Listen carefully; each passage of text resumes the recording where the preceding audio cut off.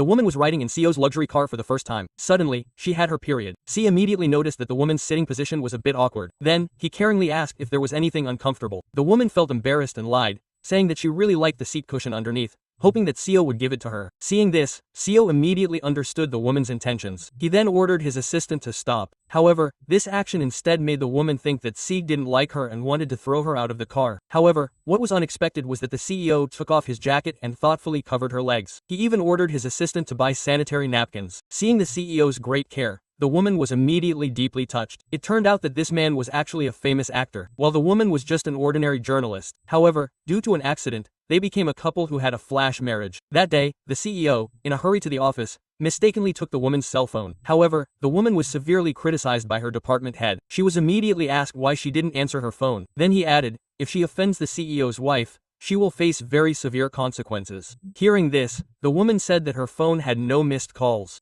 Hearing this, the department head immediately called the woman and said that her call was connected. However, no one answered. Then he looked at the woman's phone. However, suddenly the call connected. Hearing the CEO's voice, the woman hurriedly grabbed her phone and explained that they were both in a hurry when they went out and exchanged phones. However, the CEO deliberately said that the signal was bad, asking the woman to call him, my husband, again. The woman reluctantly called him my husband again. Hearing this, the CEO satisfiedly said that he had heard. Then the woman told the department head that her phone had been switched. At that time, a colleague beside her said that her husband's voice was very similar to a famous actor. Immediately realized that they were a couple. However, before she could finish her sentence, the woman immediately interrupted and said that she married her husband because his voice was similar to the famous actor. Upon hearing this, her friends mocked her. Then the woman secretly went to the filming location to return the phone. She was shocked when she met a cunning woman there.